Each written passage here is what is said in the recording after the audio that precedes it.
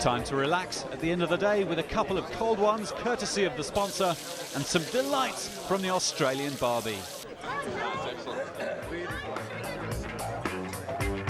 We are in the position that we are behind, and we also have the best discard. Our worst place is number 7 so far. So we have to go out there and win the race or try really hard to gamble.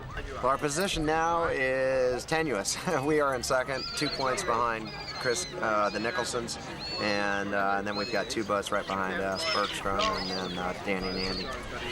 So Mike, for the big race, the final, it's all going to boil down to it. Are you going to be covering these guys? Well, it's a tough position because we can't really cover one because then the other one gets away and gets ahead. So really we're going to have to stick close with them, not let them get too far separated from us, but try to stay ahead of both. So it's a pretty tricky situation for all 3 boats. We're in the lead by a couple of points, but sort of, you know, I think there's any one of about 6 boats that can win this quite clearly. So, you know, we just got to go out there and try and have a clean start and a good first work and see where we come around the top mark and then play it from there. Is there any particular strategy on the start line for you? Avoid trouble, you know, really at all costs. Funny things happen on the last day for regattas in regards to people getting in strife. So, yeah, I just want to go out there and enjoy the race, and you know, I've been enjoying the regatta so far, and that's helping. So the tension mounting for the final race of the 505 World Championships here in Fremantle, Australia. As the leading contenders head out to harbour, we're joined again by Chris Thorne, 505 expert and international secretary. Hi Digby, well here we are at the start, and this is significant because the Pathfinder is Dan Thompson and Andy Zinn, who are one of the 5 boats who could win this championship, and they have their tactics determined for them. So the upwind leg again on this huge course. It's 1.25 miles up to the top mark, where Tim Collins and Drew Buttner, the Americans, have rounded first. Great result for them. Can't quite see who is second. Third, we've got Dan Thompson, Andrew Zinn. Well, certainly being Rabbit did not hurt them at all in that race. That's a very good position for them. 4th round, Krister Bersgtrom, 5 times world champ from Sweden, going for their hoist. Fascinating race here. And here's the real race. Howard Hamlin just running there, 4th or 5th. Somebody in between, and there is Chris and Darren Nicholson behind Howard Hamlin. So really interesting positions here now, Chris. Yeah, if that holds, it's going to be Hamlin's regatta, but it's very early days at the moment. Well, downwind, Andrew Zinn on the wire, just adjusting his position to balance the boat. Yeah, it's interesting. We've got more wind today, and you can see the tighter angles which a fleet sail on those off-wind legs. Well, more wind seems to be favouring Krister Bersgtrom. Yeah, he likes to set his boat up for a bit more breeze, and he'll be enjoying this weather. Well, Tim Collins and Drew Buttner pulling out a massive lead at the bottom mark as Krister Bersgtrom just jibes round in second. Yeah, he's gone inside Peter Chappell there, the local hero, who really made a poor rounding. And Chappell, the winner of the Australian Nationals, the event before the Worlds here. And here is an interesting view as the Australians come round the mark. Yeah, we had the potential world champions just gone past the current world champion, Holger Jess of Germany there. We look at Andrew Zinn, Dan Thompson, upwind, focusing hard. Krister Bersgtrom doing a lot better in this race. Hasn't been too happy with his performance at the Worlds in these relatively light winds, as our friends Tim Collins, Drew Buttner approach the top mark with their enormous lead. What an amazing race these guys are having. Yes, Digby, Tim is a past USA National 470 champion, so he's obviously a very good sailor, but it's the first time they've shown in this fleet this week. Well, quick kite hoist as they head downwind. Extended course for the final, so we've got an extra leg in there. Andrew Thompson round in second. Up goes their kite. Hard work from the skipper. crew out on the wire. Oh, here is the Nicholsons around in third, beginning to stamp their authority on this race. Howard Hamlin, where is he? He'll be chasing, and that's the race. Yep. Here is Howie, downwind. These guys are going to have the bit between their teeth now. But he needs to get at least 2 boats between him and Nicholson if he's going to win this championship, and that doesn't look to be possible at the moment. It's going to go down to the wire as we go down to that bottom mark. Krister Bersgtrom with the colourful sail nearest us, looking quite comfortable as the wind drops down at the bottom. To Tim Collins, Drew Buttner, still a sizable lead ahead of Chris Nicholson. Yeah, the real action is going on a few places back from these guys, but they won't mind that at all. Chris Nicholson and Darren rounding in plenty of room. No one's protesting them here. They've got all the space in the world as they go round. They really just need to hold on to their nerve here, hold on to their position, and they've got the World Championship.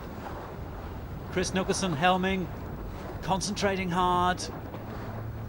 Great technique, looking around, seeing what is happening around him, using his head. Fabulous sailor, full-time pro. He's world 49er champ multiple times, 18-foot skiff champ, and 505 champ as well. Yeah, he is. Well, certainly he's won it 3 times. He could be about to win it the 4th. It's going to take something pretty amazing for him not to now. Bergstrom just ahead of Andrew Thompson. So really, as we look at this race, the fight is on for 2nd and 3rd. If these guys continue to dominate the final race of the 505 champs, they seem to have got better and better through the racing. Started off fairly shaky. Darren Nicholson been out of the class for quite some time. And look at them go now. You wouldn't have thought so. No, very, very smooth. Downwind for the final downwind leg. One more upwind to go. So we look at these consummate Aussies. Appears to have a little bit of a problem there. Yeah, he's obviously felt some weed on his rudder. Having to keep the boat balanced. Yeah, there it goes. Well, quite smoothly done, I have to say. Here's Mr. Smooth himself, Krister Bersgtrom. Perhaps not. Oh, dearie me. Yeah, very uncharacteristic. I don't think it's lost him anything though. They won't be too happy with that, Chris. Signs of the pressure these guys are facing in this final race as they go round the bottom mark for the final time. Krister Bergstrom's already rounded. We're looking now at Howie Hamlin and Mike Martin. Have quite a lot on their plate for this final leg. Yeah, I can't see them.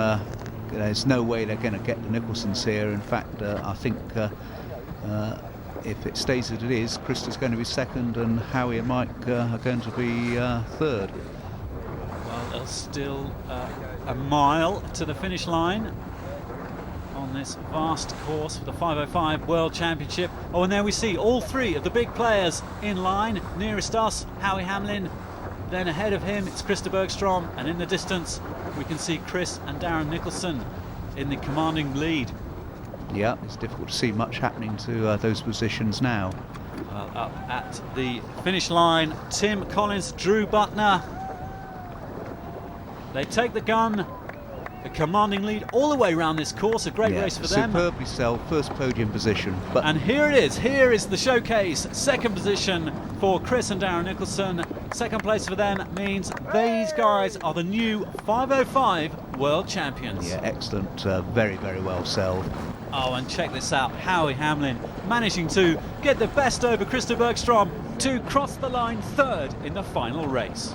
Yeah, absolute determination there to hang on to 2nd place, the ultimate competitors. Well, the ultimate competitors indeed, but Hamlin and Martin 3 points adrift in 2nd over the new world champs Chris and Darren Nicholson. And it's nice to see Ian Pennell and Steve Hunt, the Brits, in 10th. Well, some fierce racing all the way through from Hamlin and Martin. What a great victory for these 2 Australian brothers. Excellent, thanks guys. Fellas, congratulations, a world-class performance. Yeah, absolutely. If you'd asked us at the start of the week, we said that we would have struggled and probably top 10 would have been our aim, and just, to come away with this in such a good fleet, it's unreal. Tell us what went right today. A lot of things, we started right beside the guys that we needed to, and we sort of, pretty much dominated them out of the start, and, Darren got us on track there at the start. I was a little bit elsewhere at the time, and, that just set the ball rolling, and then we just, we were pretty strong from there. Big celebrations tonight? Yeah, I think so. Got to get on a plane later on, so that might be a bit of a struggle, but it'll be a good night. The English actually owe us a few beers, so we'll go and collect off them soon. Yeah. Well, actually, we weren't putting together a very good regatta at the beginning. So I guess in some respects we're fortunate to come back and keep a second out of this. And it's always nice to lose. If you got to lose to somebody, to lose to Chris and Darren Nicholson, they're just phenomenal sailors. So first place overall, Chris Nicholson and Darren Nicholson.